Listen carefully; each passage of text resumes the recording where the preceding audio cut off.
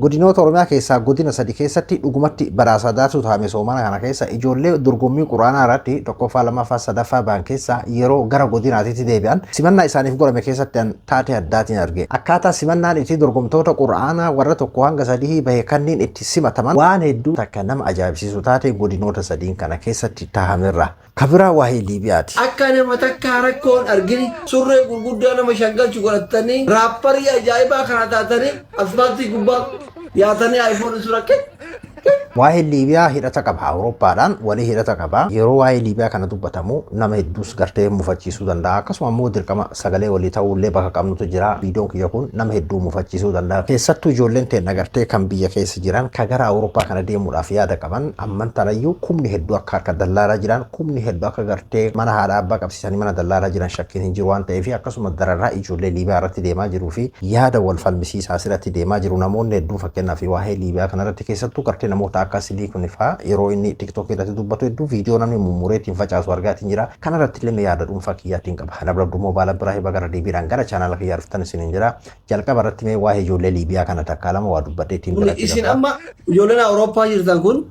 isin kabalaa kana hundaaf nu saaxilaa jiru. Nullee waggaa sagal waggaa kun as keessatti waggaa kun shan umrii nurraa fixaa jiru isin. Kabiyyallee nama baasee nuti maali jedhe. Rakkoo kan hunda keessa gubattanii baatanii gizee achi baatan jechuudha. Akka nama takka rakkoon argini shaanxaa xixiqqoo fannifattanii surree gurguddaa nama shaggalchu godhatanii raapparii ajaa'ibaa kana taatanii asfaaltii gubbaa yaatanii iPhone surakke. Nu miskiinni kaayyoo irraa adda baane kun biyyaa baa kaasee as keessatti hidhama. Isin amma kan rakkoo qabu. Yoo namni rakkoo keessa dhaabbatee wanti kun sirrii miti jedhu ijoollee nama duujibsa. Anamu ijoolleen Jarmanii. Waa'ee Liibiyaa kanaan wal qabatee naamantanuu naamanuu baattanuu yeroo hedduu viidiyoo waraabeetii inni haqa maalii fi nama hedduu gammachiisuu hin danda'u ammoo rakkoon kun furamaa hin jiru. Akkanumatti waggaa 15 irraallee akkanuma argaa turre waggaa 10 irraallee akkanumatti argaa turre arraallee akkasumatti argaa jira. Jijjiiramni tokkollee hin jiru. Amma asirratti fakkeenyaaf rakkoo gartee amma namoota achi keessa jiran kan gartee Liibiyaa keessatti amma rakkoo keessa jiranii sababa tokkollee itti himuu hin barbaachisu sagalee walii ta'uudha qabna malee sagalee isaaniif ta'uudha qabna malee nama tokko rakkoo keessa eegani seene rakkoo san keessa akka inni bahu maluufiidha malee sababa biraa duubaan itti barbaaduuf yookiin ammoo sababa biraa jechuudha. Hamileen qabnu garuu waan amma gartee asliin jedhe kana yaada isaa hunda deeggaruu baadhus garuu waan amma inni gartee viidiyoo amma isin dhageeffachiise kana irratti dubbate dubbii dhugaatii dhibbaraa dhibbatti ijoolleen gartee karaa baharaa kanaan Awurooppaa deeman akkaataan akshiinni isaan agarsiisanii fi akkaataan isaan keessa jiranii fi dhugaan lafa jiru dachiifsamee jira kennan kana irratti dhugaa jiru walitti himnee yoo xiqqaate ijoolleen biyya keessa jiran waan amma fakkeenyaaf waan jedhamu kanallee akka isaan hin fudhanne numa beekna qaruuteen keessaa ka qalbii qabu nama 100 keessaa namni 10 wanni kun akkami jedhee yoo gartee of duuba deebi'ee kan itti yaadu taate sanuma hawwiin kennu. Ijoolleen karaa Liibiyaa kana ka deeman irra guddaa hiriyyoota isaanii, fira isaanii, saahiboota isaanii kan karaa baharaa kanaan lubbummaan keessatti hafteedhaaf achi bahan. Eegaa achi bahee ammoo hanga tokko gartee dhigatee uffata jijjiiratee hanga tokko suuraa kakka'u kan ilaalaniitiin ibaluu maal asumaan deemee karama Liibiyaatiin carraa isaa yaalatee malee rabbi na baasee bahee akkaataa haasawa ijoollee biyya keessaatiin beena. Keessattuu wanni kun ijoollee musliimaati kan inni heddummaatu. Harargee, Baalee, Arsii keessattuu godina sadiin kana waan ummanni keenya keessa jiru waan abbootiin keenya keessa jiran waa'ee amma rakkoo ammaatiin wal qabsiisaatiin hin jiru bar nama gartee fakkeenyaaf ati tokkocha gartee kamataa gara galchaniitiin gara afaan akkasii waan akka faashinaatti yeroo takka agartu kanas ittiin fakkaatiin kuni waan dhaabbata aadaa ta'ee jira amma godinoota sadiin kana keessatti dhaabbate jira mana abbaa isaanii qabsiisaniitiin mana haadha isaanii qabsiisanii abbaa hiyyeessa mana inni isa keessatti argate abbaan isaa isa keessatti dhale mana waggaa 20 dura inni qabu mana waggaa 30 dura inni qabu gurgursiisaa jirti ijoolleen jara keenyaarraan tana akka inni mana qabu dallaalatti agarsiisee achiin gartee karaa Liibiyaa kana deemu. Ogguu dhaqee ammoo tana mudataatiin jira. Haalli rakkoon amman tana Liibiyaa keessatti mudataa jiru waan kanaan wal qabatuufin waan kana kaasaatiin jira. Nama hedduu akka aarsuun hin beeka. Haala akkaataa biyya keenya keessa jirtullee hin beeka. Biyya keenya keessatti amma qeerroon tokko yookiin dardarri tokko biyya keessa jiraachuun amma akka gartee addaa waan jechuun waan dinqii tokkootitti ilaalama. Namni akka jiraatu hin dandeenye hin beeka. Aga keessattuu hanga abiyyi dhufe biyyi sun fatanaa taatee dargaggeessaaf takkaa jechuun bilisummaa argattee beektu biyyi sun keessattuu hanga bilisiginnaan dhufte waggoota 6-7 dabre kana qeerroodhaaf fatanaa guddaadha. Isa kaan gartee biiraawii sirraa oofnanii karaa sadiin mallaqa irraa nyaatuudhaan kaan ammoo dhugumatti gartee dirqiidhaan gara lolaa oofuudha. Isa kaan gartee shanee waliin hidhata qabda jedha. Bii namuma xiqqashoo gartee waa dammaqina qabu kawaa barate kasabboonummaa qabu haadhaa fi abbaa duratti rashaanuudhaan fatanaadha qeerroodhaaf hin beeka. Tahuyyuu ammoo karaa Liibiyaa liibiyaa filannoo kamiyyuu qabu akkuma gartee bihiraawi abiyyisan hin garaagarummaa qabu turilleen bihiraawi ka liibiyaa jechuudha asirratti kan gartee rakkoo nageenyaatiin wal qabatee gartee haadha abbaanuu akka godhan dhabaniitiin akkuma ta'e haa ta'u na dura achi deemeetuma gartee waan ta'e haa ta'u yoo bahis bahee yoo achitti hafellee hafee jedheetiin abbaan filannoo dhabee abbaan ofirraa oofu rakkoo miti sun amma ka rakkoo ta'e kan gartee namootuma achi bahanii suuraa ka'an ibaluu akkan dhageemi maal awurooppaa bahee kun achi jarman jira awurooppaa dhagee amma inni gartee faransii jira ji'ameetiin namuma kanni laalanii dunuunfatanii mana haadhaa fi abbaa qabsiisanii itti deeman warra kanaadhaan kanneen jechaatiin jiru jechuudha. Haalli akkaataan amma Liibiyaa keessatti tahaatiin jiru irra guddaa mana dallaalaati ka guurameetiin hidhamaatiin jiru jira kenna. Kabar miiliyoona 2 kafale ka miiliyoona 3 irraa nyaatame ka dallaalli miiliyoona 2 irraa nyaatee dallaala biraatiin gurgurateetu mana dallaalaati guurameetiin gartee ammantana hidhaa akkasitti gartee dararamaatiin jira jechuudha. Biyyi sun biyya ofii fuugaa Liibiyaan biyya akkamii kana aanesiniif hin barbaachisu jechuudha. Awwaalcha jumlaa jedhamee kan haasamu kun irra guddaan nama Itoophiyaa nama Somaaliyaa akka ta'e hin dagatina. Rakkoo amma Liibiyaa keessa jiru kanaaf sagalee walii ta'a kabiraa ammoo duubaa ammayyuu akkasumatti itti deemamaa jira. Amma mana haadhaa fi abbaa qabsiisee meeqatu ammayyuu harka dallaalaa jira. Yeroo amma an haasawaa jiru kanatti Baaleen keessa Arsii keessa Harargee keessa jechuudha. Kan amma wanni jechuu barbaadu isa kana hambisuu qabna. Dhiibbaa walirratti goonee nutu dhiibbaa walirratti godhuu qabna. Kaachii mataa gaggara galchaniitiin gara fansan qofa lubbuu isaa haa baraaru maal jechuu qofaa miti. Sun haa dhaabbatu jechuu hiyyaame garuu kan biraa hambisuudha. Aanan jigee hagaafe mataa ol qaban akkuma jedhan. Kan biraa ijoollee fotoo kaatee nama dogongorsiisaa jirtu. Ka ijoolleen isaan laaltee bahara dhumaa jirtu.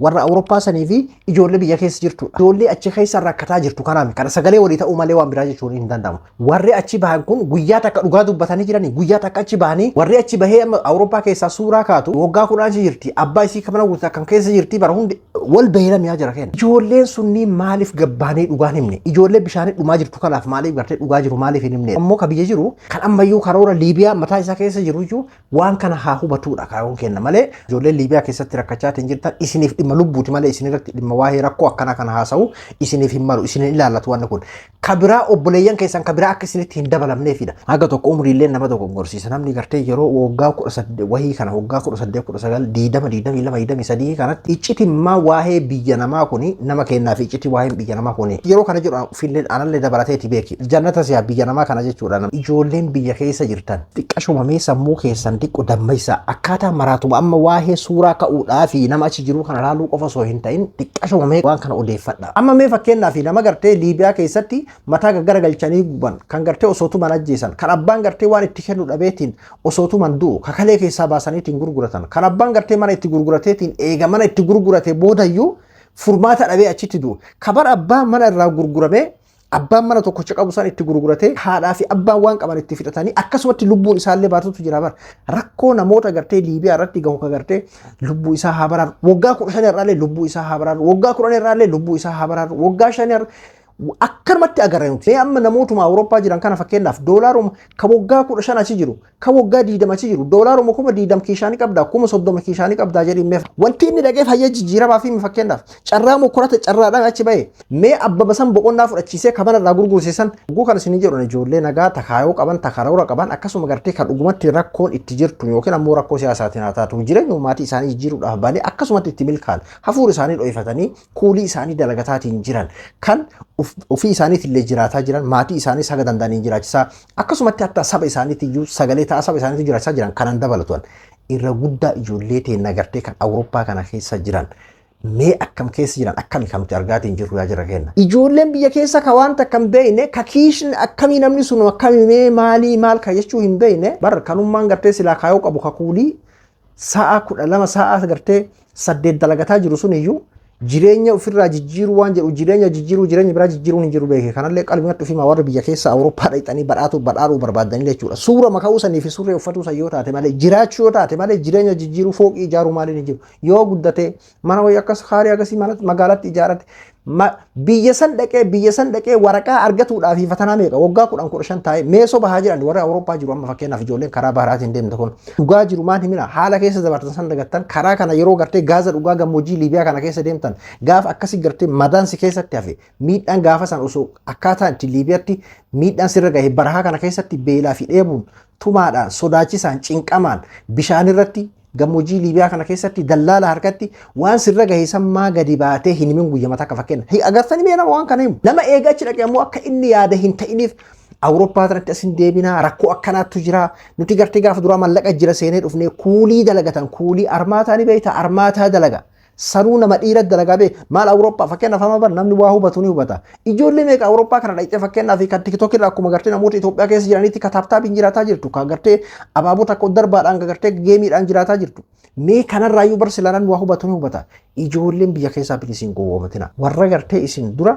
achi bahee suuraa ka'u kan ilaalina suuraa qofa yeroo kana jedhamu fakkeenyaaf amma namni hedduun isinuu maa baatee ati fakkeenyaaf maa baatee hin beeka akkas jedhullee akka jiru jechuudha namni yoo xiqqaate ati bishaan baramma bishaan tokko yeroo itti dhuftati bishaan san haga isaa beeyteet atillee humna haga bishaan daakuu tokko qabaattu beeyteetiin akkasi daayitaa bara ati yoo xiqqaate deemu maafuu beeki karaa Liibiyaa filannoo tokko hin qabu waggaa 15 irraallee lubbuu isaa waraarraallee lubbuu isaa waraarra oguu jedha mee atama mee maaltu dhagama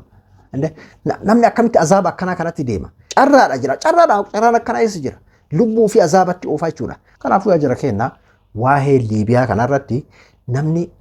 gadi baanee dubbatu qabna akkaataan ammoo gartee amma ijoolleen Liibiyaa keessa jirtu walii iyyinee sagalee taanee fi kana keessaa wal baasuun dirqamaa wanni gartee Liibiyaa keessatti amma deemaa jiru sagalee walii taanee kaachi keessa jiru akka furmaata argatuudhaa fi sagalee walii taanee haa iyyinu qaama dhimmi ilaallatutti kasanirraa fi ammoo kabiraa akka ittiin dabalamnee fi dhugaa tana warra achi jirtanis haala akkaataa keessa dabartan akkaataa itti gammoojjii kana keessa gaaza dhugaas dabartan akkaataa gartee itti rakkoo ani yaa rabbi gartee na ajjeesii aga lubbuun du'a hawwitu akka gaafa geettan gaafa gartee bishaan irratti rakkoo akkamii keessa akka dabartan san gadi bahaati itti himaa ijoollee bishaan hidhumaa jirtu miskiinan biyya keessa jirtu tanatti jechuufi kabiraa dhiyoo tana gartee dorgommii qura'aanaa finfinnetti taa'ameeni godinoota oromiyaa keessaa godinoota sadii wanni kun waan amma jenne kanaan illee wal qabata jechuun gartee ijoollee teena fakkeenyaa fi barumsarra qaraatirra waan adda addaarra abdii muratteetii gara baharaa kanatti kadeemtu irra guddaa rakkoo gartee karaa dhiibbaa mootummaatiin akkuma jirutti sun tahee jechuu haala gartee qaaloomiinsi jireenya akkaataa dalagaan dhabamuun biyya keessaa akkuma jirutti ta'e jechuu kiyya wanni amma dorgommii quraana kanarraa ijoollee yeroo gara godinaatitti deebitu wallaahi an akkam na gammachiise godinoota sadiin kana Walloo Baalee Arsii Bahaa Asallatti Kagale fakkeenyaaf kun Asallatti jechuudha simannaan kun kan inni taa'amee fi akkaataa ummanni itti abdoo isa inni Finfinneetti injifatee miti ummanni isaa akkamitti akka simate jechuudha shuuf amma waan addaa maajikii addaatii miti amma kun kennama addaa waan ati jettuu miti gadi taa'ee obsaan barate asiin Liibiyaatti deema mana abbaa kiyyaa qabsiisee ebalochi dhaqee suuraa ka'ee hin jenne fakkeenyaaf obsee taa'ee qara'ee amma mucoon fakkeenyaaf keessattuu dalloo tana famee ilaala amma daa'ima xiqqoo tana jechuudha daa'ima jechuu tana amma Baalee ta'a dalloo mannaa irraa jechuudha akka dorgomtee gartee abbaa badhaasa 500 taate eega gartee ammoo gara achitti deebite lafaan badhaasa adda addaatiin uummanni akkasitti gartee bahee simate jechuudha ijoollee gara barachuutti gara qaraatiitti gartee waan hamilee isaanii kakaasu kanaadha kan barbaachisu osoo danda'amee gartee gara barumsa uskuulaatiin illee silaa kanaadha akka ijoolleen itti baran namni kenna hamilee barumsaan qabu barumsi akka baratan ofitti amma inumayyuu amma barnumayyuu waa'een barumsaa ajandammaan barumsaatu amma namni akka haga abdii muratee kutaa 8 gahee bakka asumatti dhiisa akka jedhamuudha amma akkaataa irra jiru kutaa 10 gahee asumatti dhiisa as biran dabru silaa yoo biraanuu as biran dabarsu haga jiru ijoolleen akkasirra geettaa jirti amma sadarkaa sanirra gahamee jira bara silaa waan akkanaa kana kan barbaachisu yeroo kana keessatti namni obsee qur'aana haffazee dorgomii sanirratti baheen tokkoffaa bahuu qaba hinjifachuun qaba jedhee akkasi halkanii guyyaa itti qur'aanni anilleen qara'ee akkamitti gartee agam akka jabaatu obsa akkamii akka barbaaduun hin beeka fakkeenyaaf qur'aanuma san teessee gartee qaraatee haafiza gartee juuza soddommanii ta'uu miti achirraanuu heeraa fi seera isaa eeggattee akkasi gartee achirratti dorgoma jettee dhiyaachuu miti obsiteetuma qaraatee quraana buusuun obsa guddaa feesisa akkasii irratti gartee haala kana kanaan milkaa'ina guddaa sadarkaa gartee addunyaatti sadarkaa kana gahuu miti ati qeema lubbuma keetiif akkasii milkaa'ina kana gahuu nuyyuu obsa guddaa qabsoo guddaa feesisaa jechuudha mee arran tana warra ijoollee qabdan mee fakkeenyaaf daa'ima tanatti garsiisa shuuf kunoo abbaa badhaasa 500 haadhaa fi abbaa irraa jireenya jijjiirte baram jireenya jijjiiruun isa gartee Liibiyaatti deemanii achi suuraa kaansanii miti isa achi dhaqanii sumunii takka doolaara gartee 10,000 kiishaan qabne sana osoo hin ta'in jireenya maatii jijjiiruun isa kana hajjii bazzaan hajaa akka gartee guraageessi jedhe sani kanaadha wanni ittiin gartee fakkeenya walii ta'an jechuudha ammoo akkaataan itti gartee simannaa warra bulchiinsallee haa ta'u ummanni biyyaa ulamaa'in majlisni godhan hedduu kana gammachiise dhaloota meeqatu warra kana laaleetiin fakkeenyaa fi qabsoo kana eegala jechuudha kan duraan gartee jedheetiin gartee hifatee dadhabee waan biraatitti uf darbe jechuudha kanaadha wanni barbaachisu nama waan gaarii hojjetu badhaastee kabiraallee akka gartee fakkeenya godhatu usaafisatu fakkeenyaaf waa'ee barumsa diinii kanarratti akkamiin akka gartee jabaatame fakkeenyaaf umrii ijoollummaa kana keessatti yeroo gartee hadiisa haffazu jedhe hadiisa tokko yeroo an hadiisa tokko haffazu abbaan kee birrii 10 na badhaasa jedhe sababa nuti yeroo sanitti hadiisa san gartee fakkeenyaaf haffaznee faayidaa kennaaf yookiin haffaznee nama itti barannee nama barsiisuu qofa ijoollummaadhaan yeroo umrii ijoollummaa san keessatti sababa birrii kudhanii saniiti haffazuu qaba bakka yeroo hundayyuu kanarratti dorgomnaa jedha. Shuuf amma namni siistama akkanaa kanaan jechuudha. Yeroo umrii ijoollummaa san keessa namni waa'ee ma'anaa yookiin akiraa fi baratee gartee wallaalaa barsiisaaf iyyuu milkaa'ina addunyaatu ta'uu itti agarsiisuudha jechuudha. Namni gartee baratee fakkeenyaaf waan akkanaa kana keessatti jechuudha. Kanaafuu kuni kaka'umsa ijoollee duubatti hafteetii fi milkaa'ina guddaadha jedheeti yaada. Ijoollee teenya gartee tan Liibiyaa keessatti rakkachaatiin jirtu akka furmaata argatanii fi sagalee haa taanuu fi kabiraa immoo duubarraa akka ittiin dabalamne warra biyya keessa jiranii fi lubbuu isaa haa baraarru jedhamee nama gadi gara galfameetiin garafamaatiin jiru qofa sheer godhuu osoo hin ta'in ijoolleen gara Liibiyaatti akka hin deemne walii dhaamuu keessattuu feemasoonni dubbatu sodaa malee kanarratti dhiibbaa walirratti godhuu qabna jedheeti yaada. Ana Abduu Moobaala biraan qophii biraatti waliin deebinutti nagaan naa tura.